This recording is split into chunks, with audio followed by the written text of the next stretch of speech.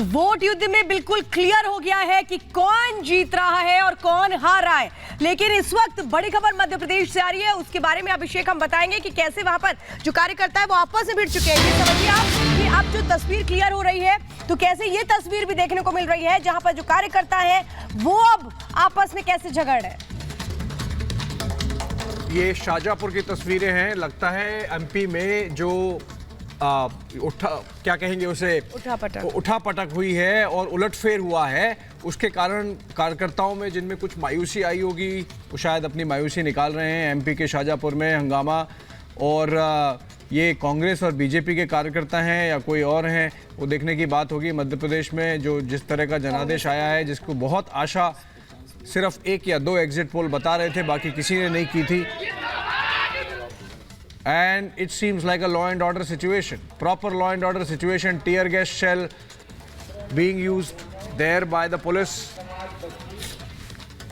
बिल्कुल, और पुलिस पर पथराव भी किया गया है। जो तस्वीरें इस वक्त हम यहां पर दिखा रहे हैं, पुलिस ने हंगामा करने वालों पर आंसू गैस के गोले छोड़े हैं। दरअसल कांग्रेस कार्यकर्ता ये बताए जा रहे हैं कि हार के बाद दरअसल किस तरह से वो बौखलाहट जो है, वो गुस्सा जो है उन कार्यकर्ताओं का मध्य प्रदेश के शाहजहांपुर में देखने को मिला, और सड़कों पर उतरकर किस तरह का उपद्रव मचाते हुए करते हुए नजर आए ये कांग्रेसी कार्यकर्ता। सृष्टि, बिल्कुल, और तस्वीरें भी हम आपको दिखा रहे हैं कि एमपी के शाहजहांपुर में जोरदार हंगामा देखने को मिला है। आप देख सकते हैं कि हार के बाद में किस तरीके से कार्यकर्ताओं ने यहां पर हंगामा किया है, पुलिस पर पथराव किया है, और इसी के साथ आपको बता दें पुलिस ने हंगामा करने वालों पर आंसू गैस के गोले भी यहां पर छोड़े हैं। ये इस वक्त की बड़ी खबर आपको लगातार बता रहे हैं, और इसी के साथ एक और बड़ी खबर आ रही है कि 3 राज्यों में बीजेपी की सरकार बनना तय है। अभिषेक, बिल्कुल स्वाभाविक है, जिस तरह के आंकड़े हम देख रहे हैं।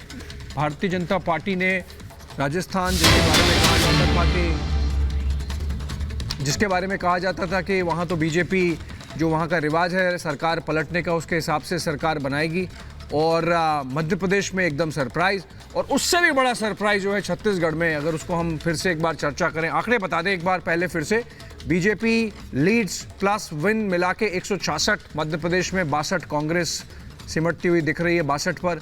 उसके बाद ये राजस्थान की संख्या है 116 भारतीय जनता पार्टी, कांग्रेस 68 और अन्य हैं इस समय 15। उसके अलावा छत्तीसगढ़ का आंकड़ा देखें तो 53 पर भारतीय जनता पार्टी, 35 पर कांग्रेस, 2 अन्य। और मेरे ख्याल से रुझान के अलावा अब इसमें कुछ रिजल्ट्स भी आ गए हैं। मैं देख रहा था राजस्थान के, जिससे बात करें तो 18 भारतीय जनता पार्टी जीत चुकी है, 5 कांग्रेस पार्टी, 18 के अलावा 97 पर आगे है।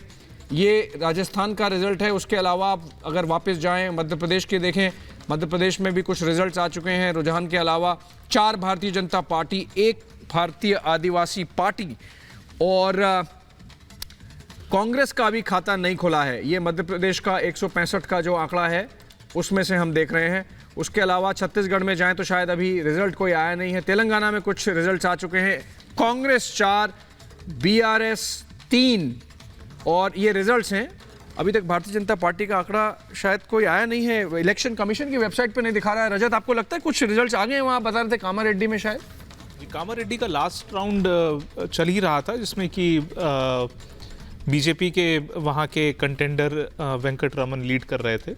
तो अब औपचारिकता बची है। ईसी जब अनाउंस करता है तो उसको समय लगता है, एकदम समय लगता है। पर उसका महत्व क्या है? ये जो एक रिजल्ट बताया, जो कामारेड्डी है, मुख्यमंत्री केसीआर वहां से लड़े हैं, और कांग्रेस नहीं जो सरकार में आ रही है, पर भारतीय जनता पार्टी का कैंडिडेट जीत रहा है, उसका मतलब क्या है? क्योंकि ये इसलिए जरूरी है कि ये जो बात हो रही है ना कि south has gone to the Congress, एक क्लीवेज आ गया है साउथ वर्सेस नॉर्थ, तो भारतीय जनता पार्टी केसीआर को हरा रही है। तेलंगाना का एनालिसिस तो अभी शुरू होगा।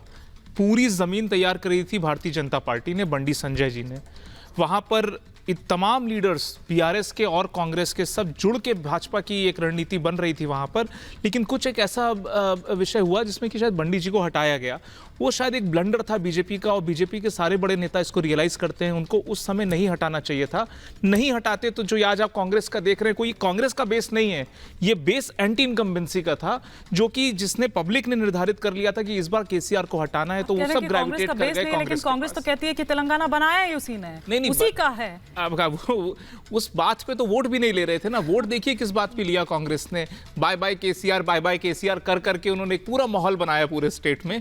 उसका भी हिंट उन्होंने बीआरएस और बीजेपी दरअसल देखिए ये सब बिल्डिंग है ना। देखिए उन्होंने ये बोला कि अगर केसीआर को हराना है तो कांग्रेस ही है जिसके ऊपर आप विश्वास कर सकते हैं, क्योंकि बीजेपी बीआरएस मिला हुआ है। ये कांग्रेस की रणनीति थी और जिस तरह से एकदम एग्रेसिव पाउंस किया रेवंत रेड्डी ने, उसकी वजह से उनको डिविडेंड्स मिला। कुल मिला के बीजेपी का वोट शेयर डबल हुआ है तेलंगाना में, तो कहीं से भी समाप्त नहीं हुआ। और एक बार देखिए केसीआर केटीआर का जोड़ा अगर हारता है, आप देखेंगी बहुत जल्दी ये बीआरएस पार्टी का डिमाइस होता है, खत्म होगी वहां से। और ये कांग्रेस वर्सेस बीजेपी जैसा एक जैसा कर्नाटका में होता है, दो नेशनल पार्टी अगले चुनाव तक बहुत जल्दी होगा ये। अभी आप देखिए पार्लियामेंट्री चुनाव तक ये कांग्रेस वर्सेस बीजेपी हो जाएगा। आप बीआरएस का स्पेस बहुत जल्दी जी, खत्म होगा वहां।